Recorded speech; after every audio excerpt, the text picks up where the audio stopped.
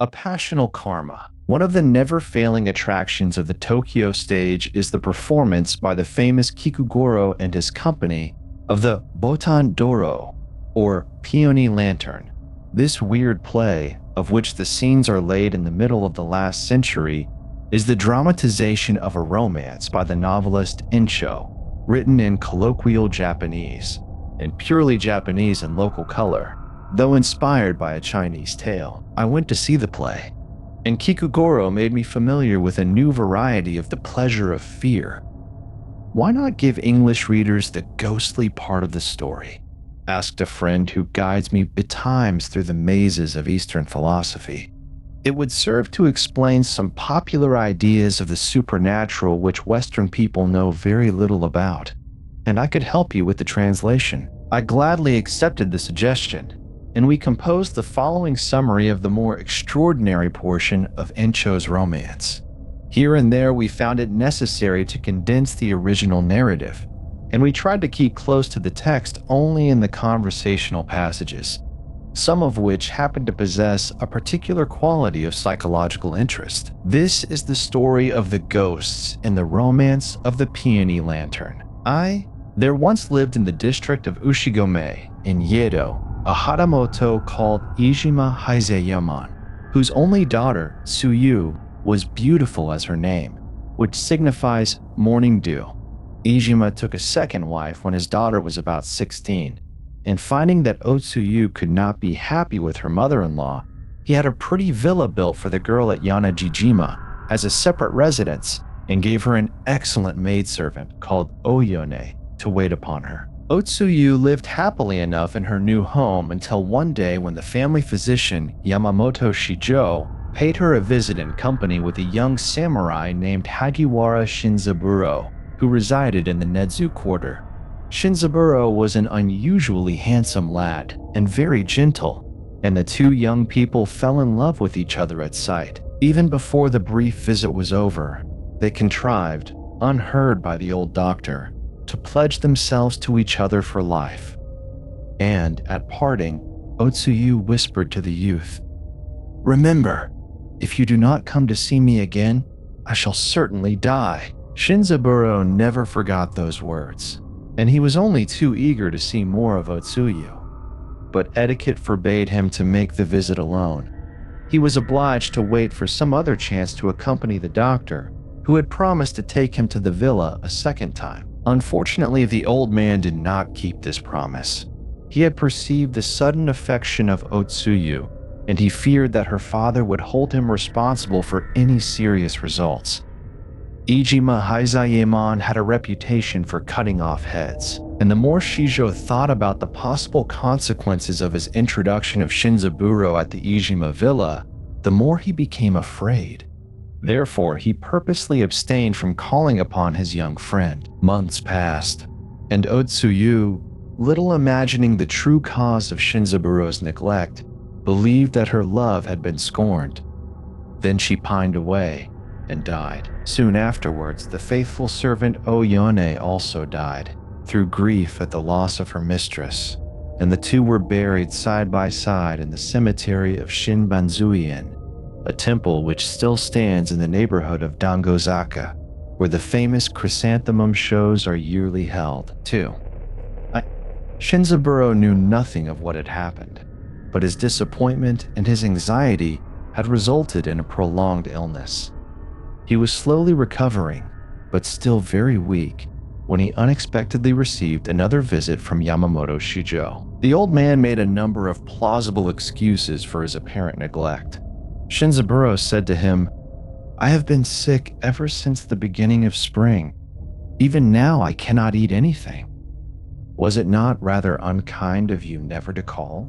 I thought that we were to make another visit together to the house of the Lady Ijima, and I wanted to take to her some little present as a return for our kind reception.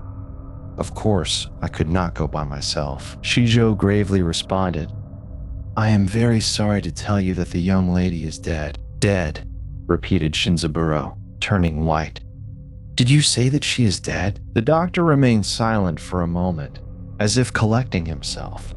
Then he resumed, in the quick, light tone of a man resolved not to take trouble seriously. "My great mistake was in having introduced you to her, for it seems that she fell in love with you at once. I am afraid that you must have said something to encourage this affection when you were in that little room together. At all events, I saw how she felt towards you, and then I became uneasy, fearing that her father might come to hear of the matter and lay the whole blame upon me. So, to be quite frank with you, I decided that it would be better not to call upon you, and I purposely stayed away for a long time. But only a few days ago, happening to visit Ijima's house, I heard, to my great surprise, that his daughter had died, and that her servant Oyone had also died. Then, remembering all that had taken place, I knew that the young lady must have died of love for you. Ah, you are really a sinful fellow. Yes, you are. Isn't it a sin to have been born so handsome that the girls die for love of you? Well, we must leave the dead to the dead. It is no use to talk further about the matter. All that you now can do for her is to repeat the Nimbutsu. Goodbye." And the old man retired hastily, anxious to avoid further converse about the painful event for which he felt himself to have been unwittingly responsible. 3. Shinzaburo long remained stupefied with grief by the news of Otsuyu's death. But as soon as he found himself again able to think clearly, he inscribed the dead girl's name upon a mortuary tablet and placed the tablet in the Buddhist shrine of his house and set offerings before it and recited prayers. Every day thereafter he presented offerings and repeated the Nembutsu, and the memory of Otsuyu was never absent from his thought. Nothing occurred to change the monotony of his solitude before the time of the Bon, the great festival of the dead, which begins upon the 13th day of the 7th month. Then he decorated his house and prepared everything for the festival, hanging out the lanterns that guide the returning spirits and setting the food of ghosts on the shorodana, or shelf of souls. And on the first evening of the Bon, after sundown, he kindled a small lamp before the tablet of Otsuyu and lighted the lanterns. The night was clear, with a great moon, and windless and very warm. Shinzaburo sought the coolness of his veranda. Clad only in a light summer robe, he sat there thinking, dreaming, sorrowing, sometimes fanning himself, sometimes making a little smoke to drive the mosquitoes away. Everything was quiet. It was a lonesome neighborhood, and there were few passers-by. He could hear only the soft rushing of a neighboring stream and the shrilling of night insects. But all at once, this stillness was broken by a sound of women's geta approaching. Karakan, Karakan. And the sound drew nearer and nearer, quickly, till it reached the live hedge surrounding the garden. Then Shinzaburo, feeling curious, stood on tiptoe, so as to look over the hedge, and he saw two women passing. One, who was carrying a beautiful lantern decorated with peony flowers, appeared to be a servant. The other was a slender girl of about 17, wearing a long-sleeved robe embroidered with designs of autumn blossoms. Almost at the same instant, both women turned their faces toward Shinzaburo, and to his utter astonishment, he recognized Otsuyu and her servant Oyone. They stopped immediately, and the girl cried out, "Oh, how strange! Hajiwara-sama!" Shinzaburo simultaneously called to the maid, "Oyone. Ah, you are Oyone. I remember you very well." "Hagiwara-sama!" exclaimed Oyone in a tone of supreme amazement. "Never could I have believed it possible. Sir, we were told that you had died." "How extraordinary!" cried Shinzaburo. "Why, I was told that both of you were dead." "Ah, what a hateful story," returned Oyone. "Why repeat such unlucky words? Who told you?" "Please to come in," said Shinzaburo. "Here we can talk better. The garden gate is open." So they entered and exchanged greeting, and when Shinzaburo had made them comfortable, he said, "I trust that you will pardon my discourtesy in not having called upon you for so long a time. But Shijo, the doctor, about a month ago, told me that you had both died, So it was he who told you, exclaimed Oyone. It was very wicked of him to say such a thing. Well, it was also Shijo who told us that you were dead. I think that he wanted to deceive you, which was not a difficult thing to do because you were so confiding and trustful. Possibly my mistress betrayed her liking for you in some words, which found their way to her father's ears.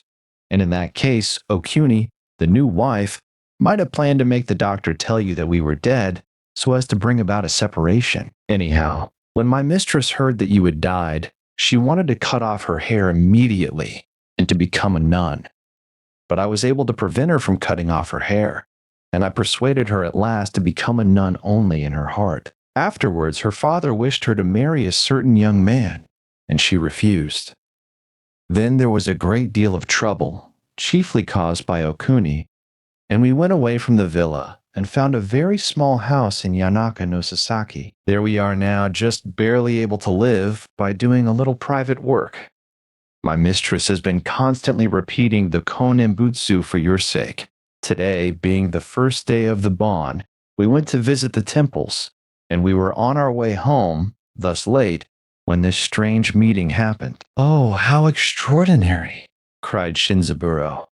Can it be true, or is it only a dream? Here I too have been constantly reciting the konembutsu underscore before a tablet with her name upon it. Look! And he showed them Otsuyu's tablet in its place upon the shelf of souls. We are more than grateful for your kind remembrance, returned Oyone, smiling.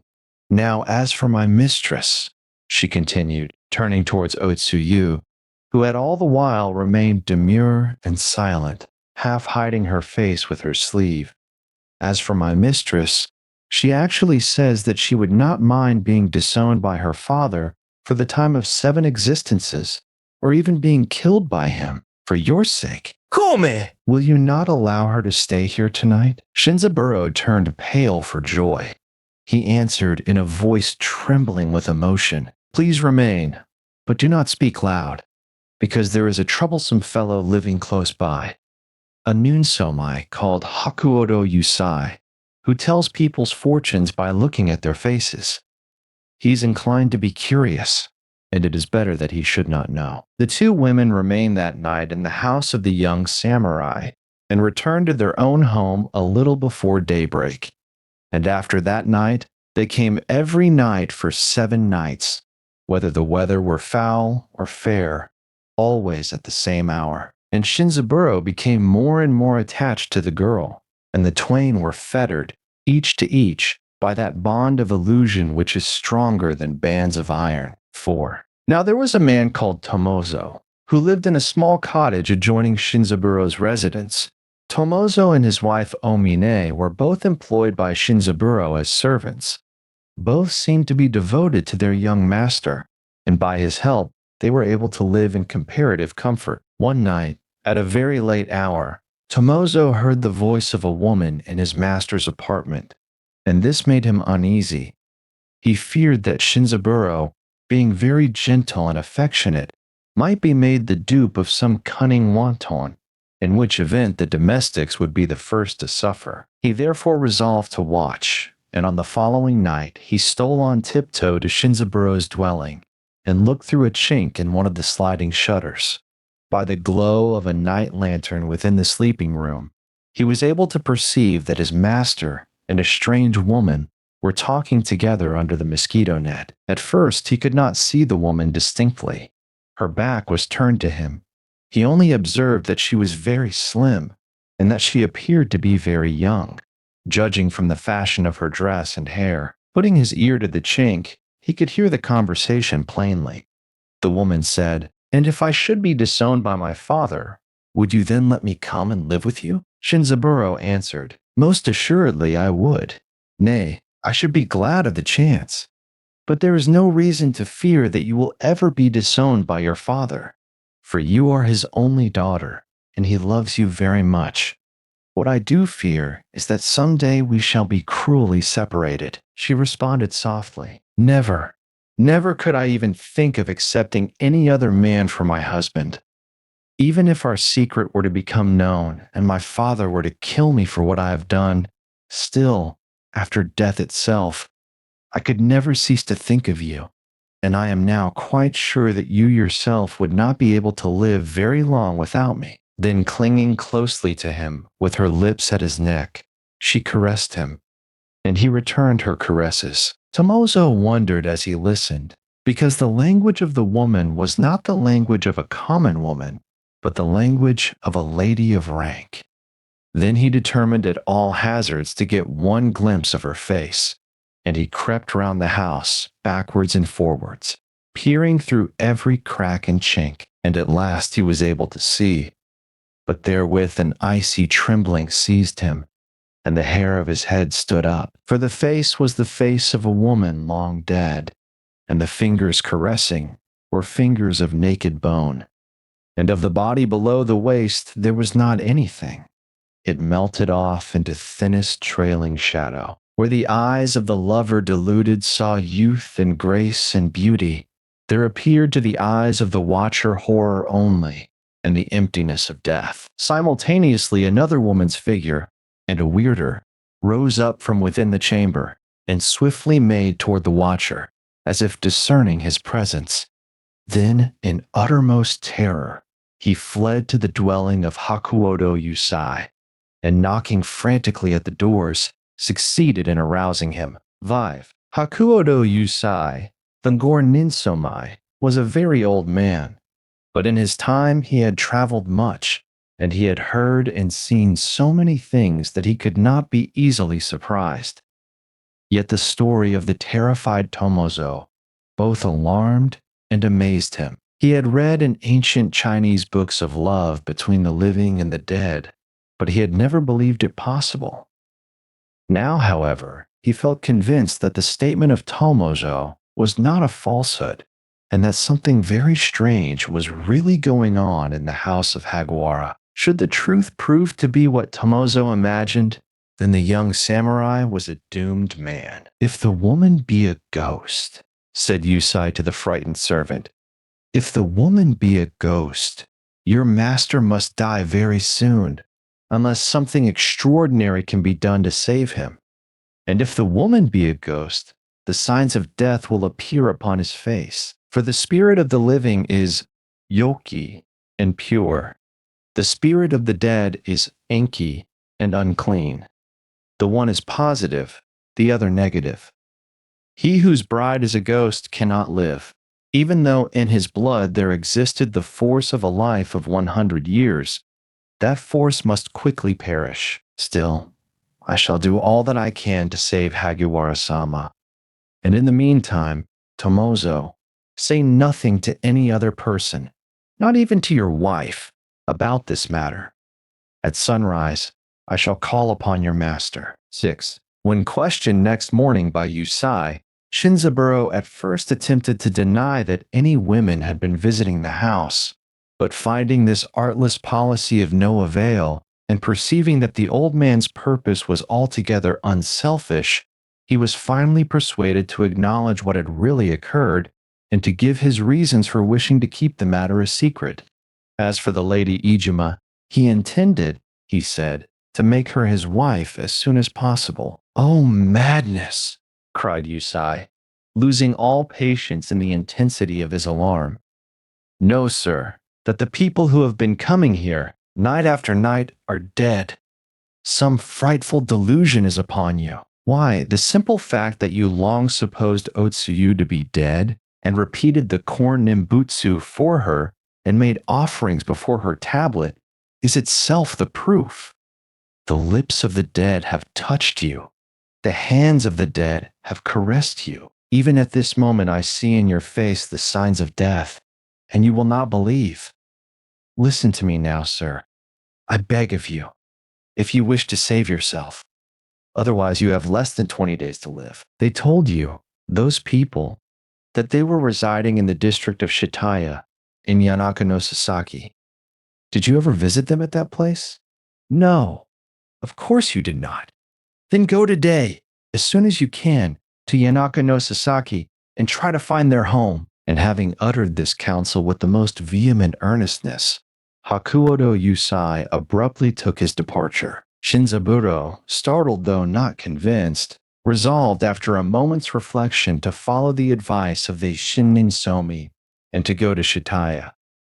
It was yet early in the morning when he reached the quarter of Yanaka no Sasaki and began his search for the dwelling of Otsuyu. He went through every street and side street, read all the names inscribed at the various entrances, and made inquiries whenever an opportunity presented itself.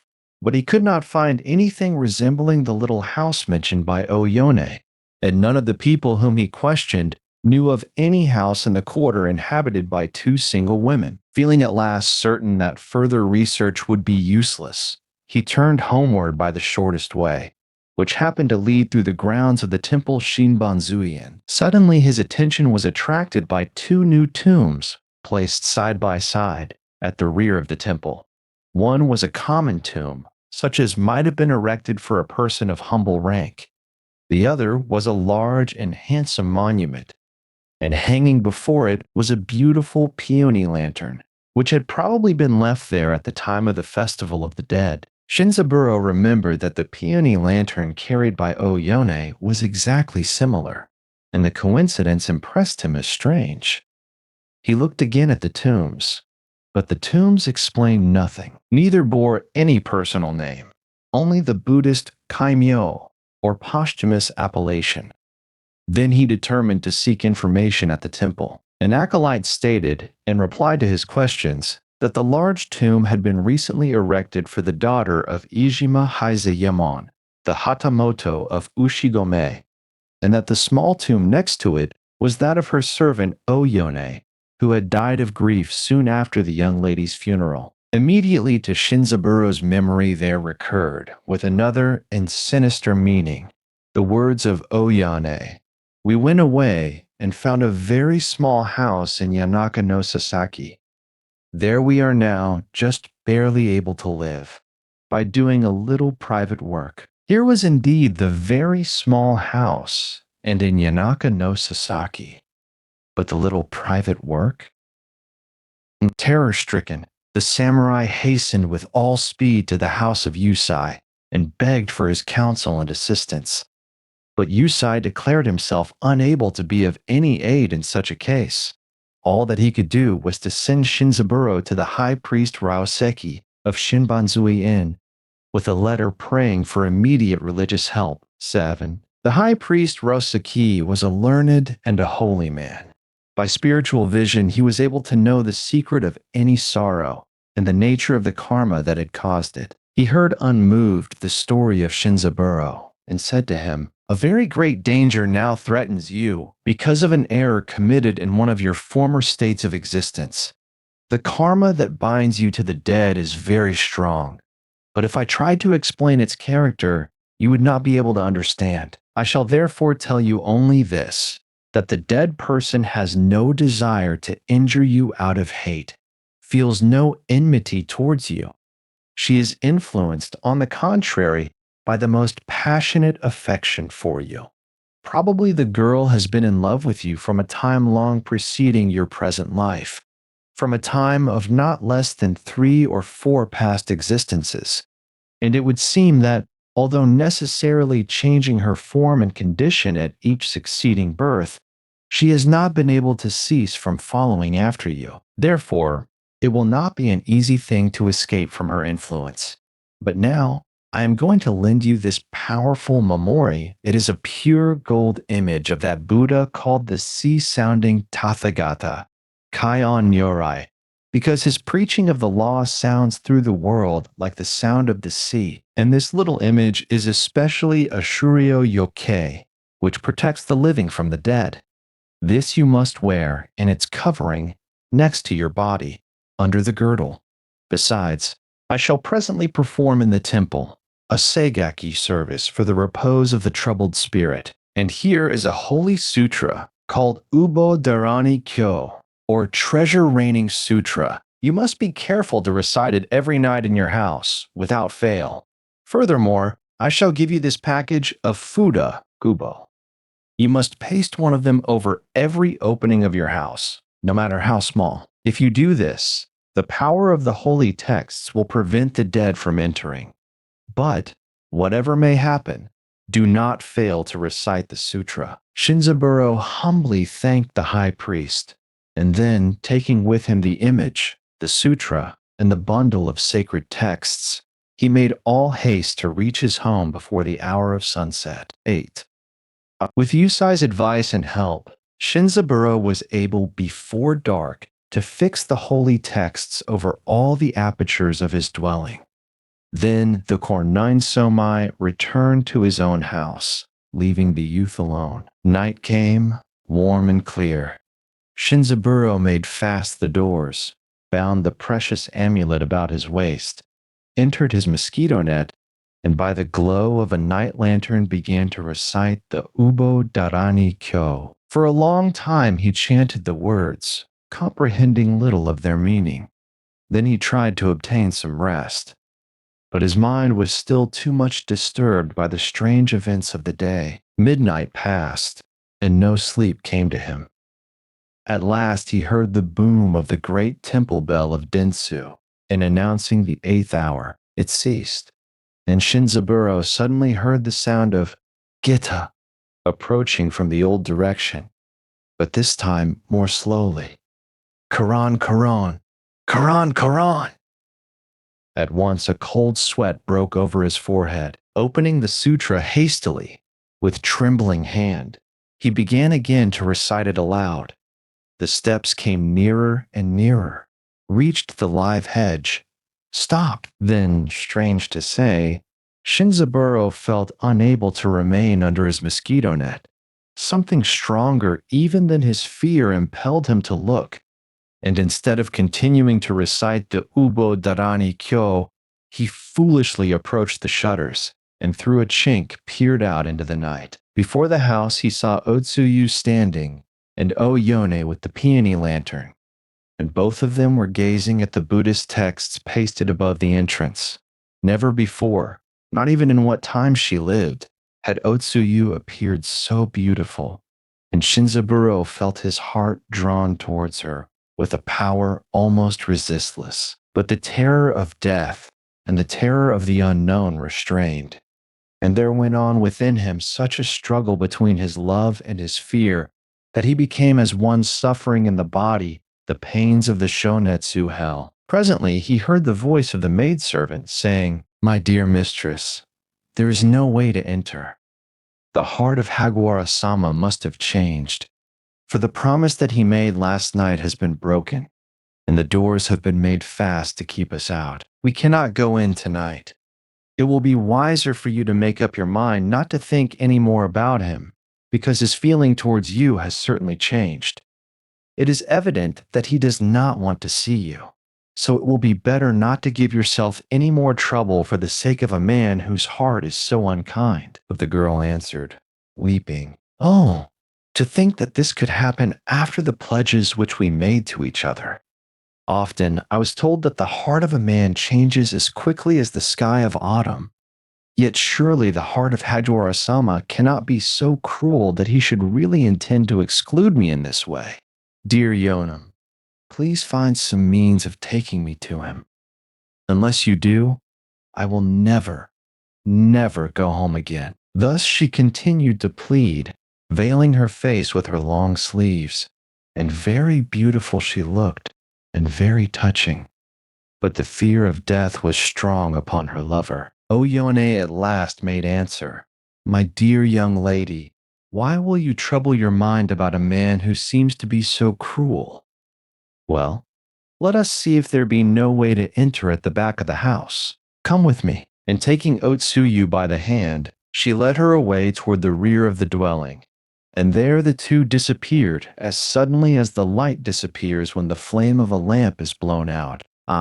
Night after night the shadows came at the hour of the ox, and nightly Shinzaburo heard the weeping of Otsuyu. Yet he believed himself saved, little imagining that his doom had already been decided by the character of his dependents. Tommaso had promised Yusai never to speak to any other person, not even to Omine, of the strange events that were taking place.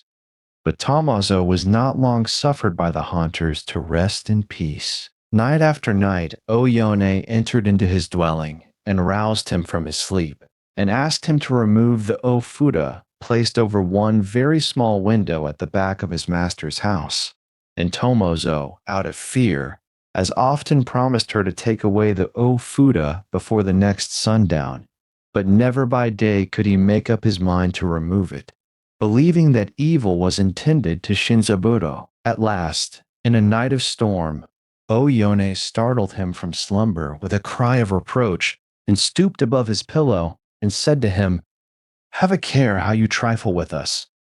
If by tomorrow night you do not take away that text, you shall learn how I can hate." And she made her face so frightful as she spoke that Tomozo nearly died of terror. Omine, the wife of Tomozo, had never till then known of these visits. Even to her husband they had seemed like bad dreams.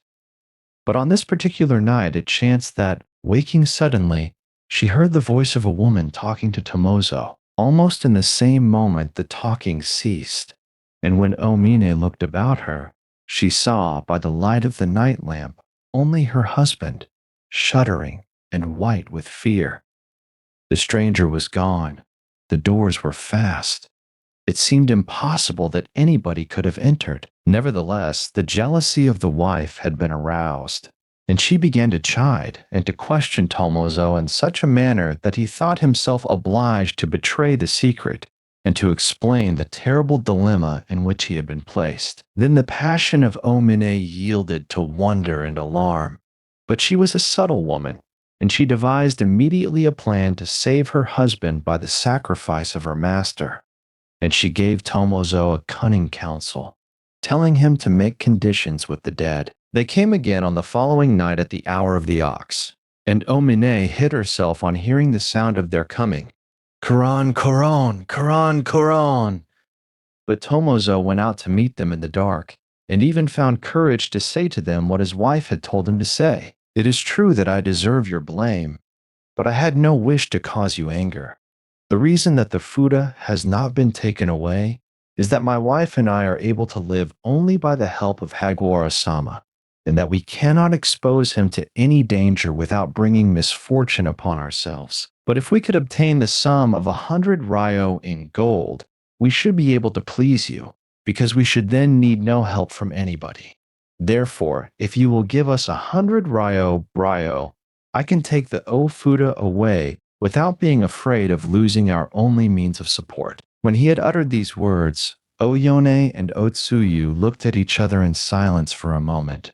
Then Oyone said, "Mistress, I told you that it was not right to trouble this man, as we have no just cause of ill will against him. But it is certainly useless to fret yourself about Hagiwara-sama, because his heart has changed towards you. Now once again, my dear young lady, let me beg you not to think any more about him." But Otsuyu, weeping, made answer, "Dear Yoan, whatever may happen, I cannot possibly keep myself from thinking about him. You know that you can get 100 ryo to have the ofuda Astori taken off. Only once more, I pray, dear Yoan. Only once more bring me face to face with Hagiwara-sama. I beseech you." And hiding her face with her sleeve, she thus continued to plead. "Oh, why will you ask me to do these things?" responded Oyone.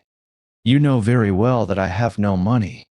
But since you will persist in this whim of yours, in spite of all that I can say, I suppose that I must try to find the money somehow, and to bring it here tomorrow night." Then, turning to the faithless Tomozo, she said, "Tomozo, I must tell you that Hagiwara-sama now wears upon his body a mamori called by the name of Kaion Nyorai, and that so long as he wears it, we cannot approach him.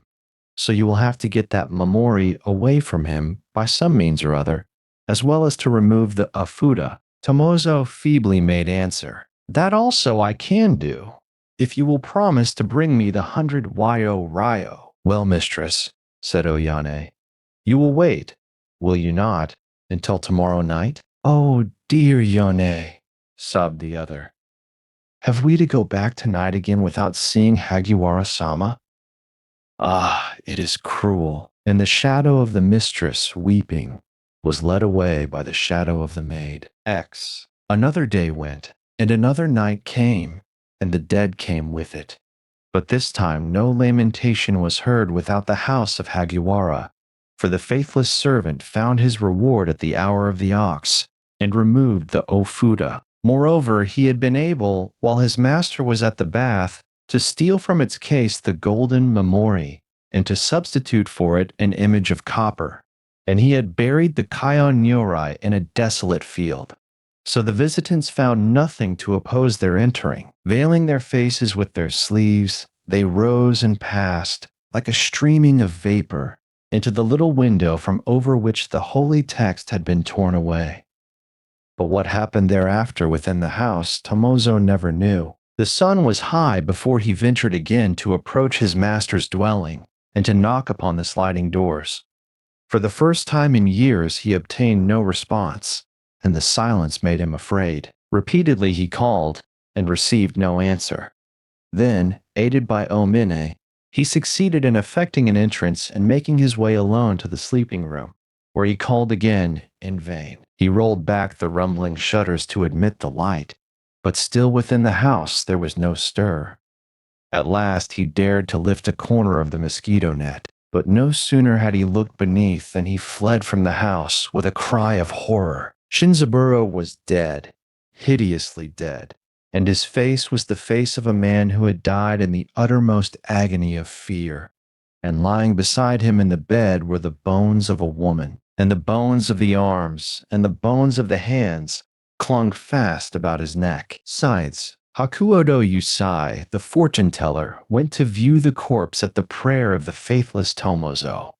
The old man was terrified and astonished at the spectacle, but looked about him with a keen eye. He soon perceived that the ufuda ho had been taken from the little window at the back of the house, and on searching the body of Shinzaburo, he discovered that the golden mamori had been taken from its wrapping, and a copper image of Fudo put in place of it. He suspected Tomozo of the theft, but the whole occurrence was so very extraordinary that he thought it prudent to consult with the priest Ryoseki before taking further action. Therefore, after having made a careful examination of the premises, he betook himself to the temple Shinbanzuin as quickly as his aged limbs could bear him. Roshaseki, without waiting to hear the purpose of the old man's visit, at once invited him into a private apartment. "You know that you are always welcome here," said Ryoseki. "Please seat yourself at ease." "Well, I am sorry to tell you that Hajiwara-sama is dead," Yusai wonderingly exclaimed. "Yes, he is dead. But how did you learn of it?" The priest responded. "Hagiwara-sama was suffering from the results of an evil karma, and his attendant was a bad man. What happened to Hagiwara-sama was unavoidable. His destiny had been determined from a time long before his last birth. It will be better for you not to let your mind be troubled by this event." Yusai said, "I have heard that a priest of pure life may gain power to see into the future for 100 years. But truly, this is the first time in my existence that I have had proof of such power. Still, there is another matter about which I am very anxious." "You mean," interrupted Ryoseki, "the stealing of the holy mamori, the Urkai Onyorai. But you must not give yourself any concern about that. The image has been buried in a field, and it will be found there and returned to me during the 8th month of the coming year. So please do not be anxious about it." More and more amazed, the old Kornine Somai ventured to observe, "I have studied the inyo and the science of divination,